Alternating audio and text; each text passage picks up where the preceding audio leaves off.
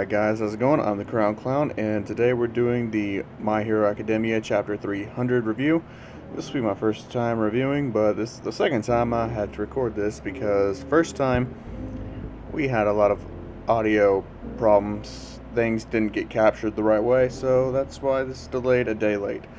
And before we get started, just letting you guys know, this is not going to take away from any of the content, this is just going to add on to it, so yeah. And also, I put up a poll, so go vote on that and see, because whether it's a yes or a no will determine what type of content I put out. If you guys are not really that big on Shin Megami Tensei, then yeah, I'll just scrap an idea that I had. But if you guys do want it, let me know down in the comments below and go vote on that poll.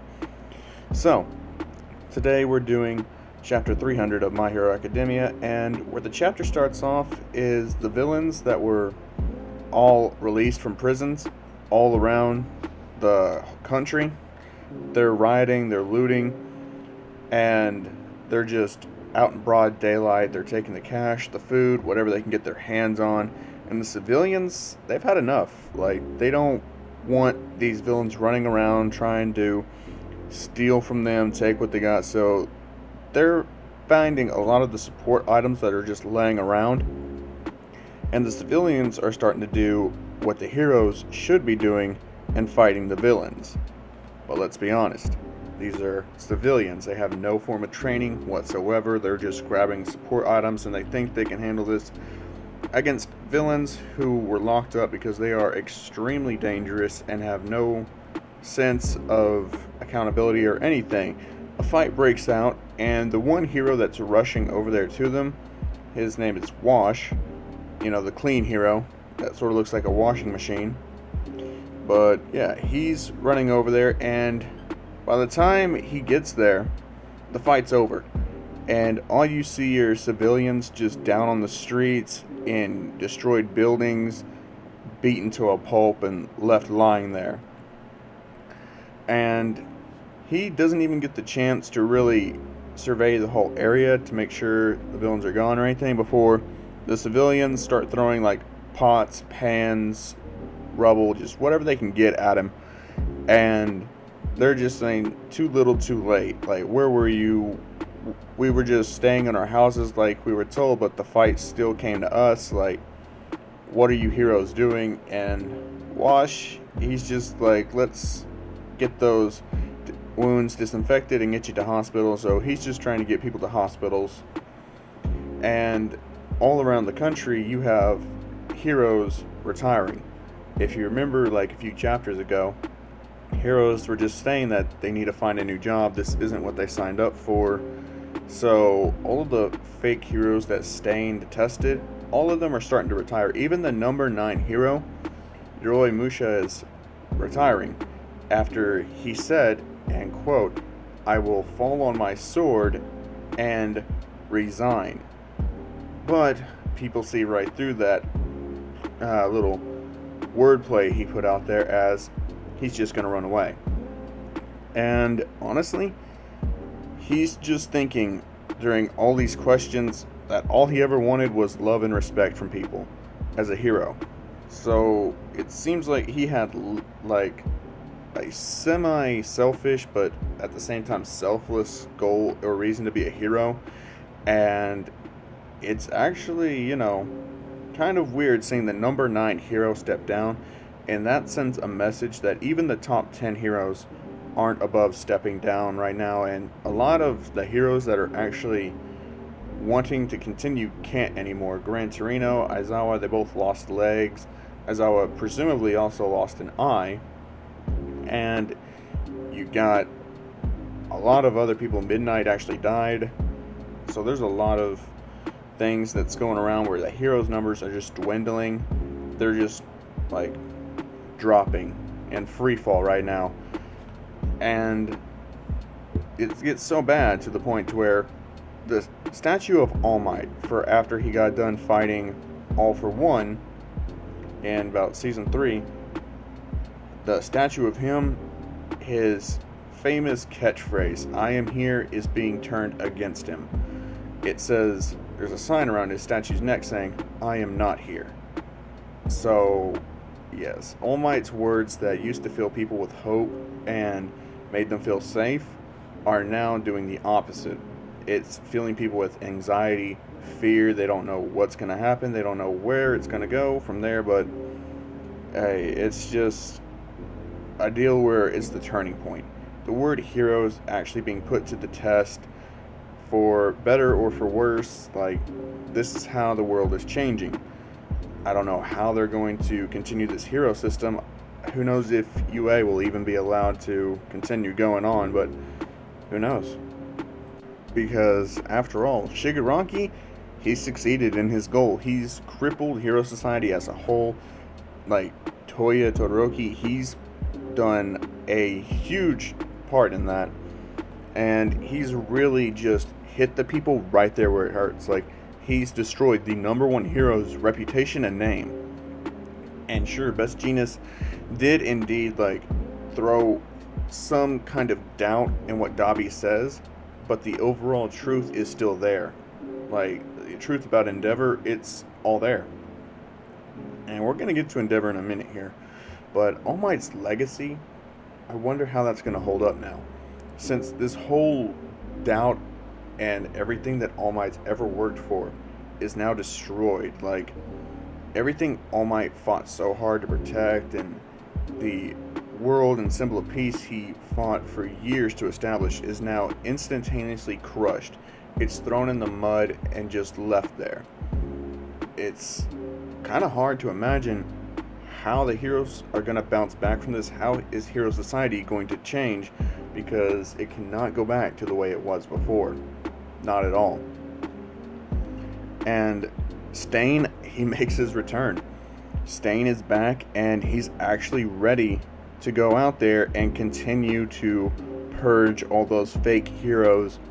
But we really don't know what his overall goal is, because here's the thing. Stain only has one word in this. He kind of has a smile on his face, and he just says, yes, as he pulls out his sword. And that's all we see of Stain for right now. We don't know what Stain's going to do. We don't know how he's going to go about it. But Stain's back, and that's going to be a huge thing for Ida going forwards, considering Stain is kind of what pushed Ida's development in a way. Not that it was anything significant, mind you, but Ida and Stain are two characters that are interconnected to each other now, and so is Deku and Stain. Considering how Stain saved Deku, like, that is something that is, like, hugely impactful now. So the two characters that are going to have the biggest deal with Stain is Ida and Deku. And Deku's going to be highly impressionable at this point, because that happy-go-lucky kid that we saw at the beginning of the series, he's no longer here. Deku is going to get much darker, and he's going to have a much tougher demeanor on him going forward.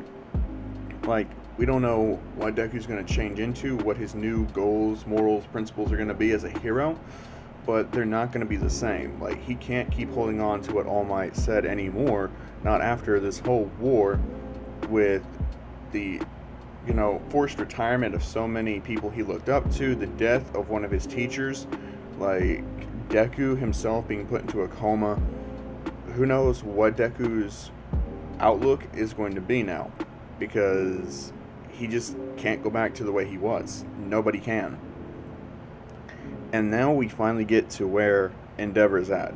Endeavor, when you see him, all you see is a broken man looking out the window, and down below you see the press is at the gates. They're lined up to see Endeavor, and all of the responsibility of all this happening, it's most heavily put on Endeavor's shoulders. Endeavor has to carry the weight of failing. He is the number one hero. He couldn't stop the war. He couldn't capture the lead villain. Like, Endeavor has failed so much at this point, and who knows what's going to happen to him now, because Endeavor's got a lot to answer for with the whole Dabi situation. And not only that, but he has to honestly pull himself back together, because he's broken. His doctor is there talking to him, and he says that his son and the others are mostly out of the woods, but I think he's kind of excluding Deku from that. And he's also telling that Endeavor somehow managed to pull through, and that when he leaves the room, all he can tell Endeavor is he's rooting for him. And Endeavor just thinks that, he's still breathing, like his head's still fuzzy because it's of the anesthesia. It hasn't wore off yet. But there is one thought that is heavily prevalent in his mind, and that's Toya, Dabi. Just that scene where he's just telling his dad to let's tango in hell. So that is what's at the foremost in front of his mind, along with how for the second time in his life that when another one of his sons was put in mortal danger, he froze. He couldn't do anything. So who knows how things are going to go with Endeavor now, because he's broken. Endeavor's spirits are broken. I don't see how he could make a comeback from this, because he's breaking down. He's having flashbacks to when Toya was tearing his own hair out. He's even states that Endeavor died. Enji Todoroki is the man that came back from the war, not Endeavor. Not the man who was so full of pride, arrogance, hatred, and rage that later tried to reform. But let's face it, Endeavor can't run from the past. Even though he can try to be better going forward, Endeavor died, and Enji's the man that came back. He's broken. He has no semblance of who he used to be anymore. He even tells himself that even though his son's a mass murderer, he can't fight him. He just can't bring himself to hurt his own son.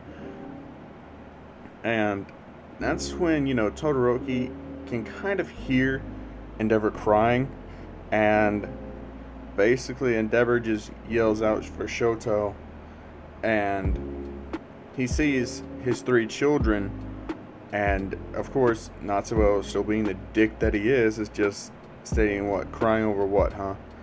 And Endeavor starts to say that he didn't realize things and his heart, and that's when Ray asks him, what about your heart? And she says it's time to have a talk about their family and about their son Toya. So the next chapter is set up to actually shed some more light on Toya, or Dabi, whatever you want to call him. I'm going to refer to him as Toya from every review going forward, because that's his name. And to be honest, I want to find out what happened to Toya. How did he survive that forest fire? Because it's shown that only his jawbone was found. How did he get a new jawbone? How did that happen? How do you put a new jawbone in somebody that's completely missing the lower half of their skull? That's insane to me. And what is actually going to happen? What's the revelations we're going to find out? This next chapter is going to be very interesting. As for this chapter, I would actually rate it a solid 9 out of 10 for setting everything up, revealing some new plot threads but not giving away too much. And with Stain, I'm actually excited to see what's going to happen, but I do want to know what's wrong with Deku. Is he in there talking with the previous users of One For All? What is actually going on with him? But as always, I'm the Crown Clown. Put your speculation down in the comments below, and as always, I will see you guys again next time. Peace.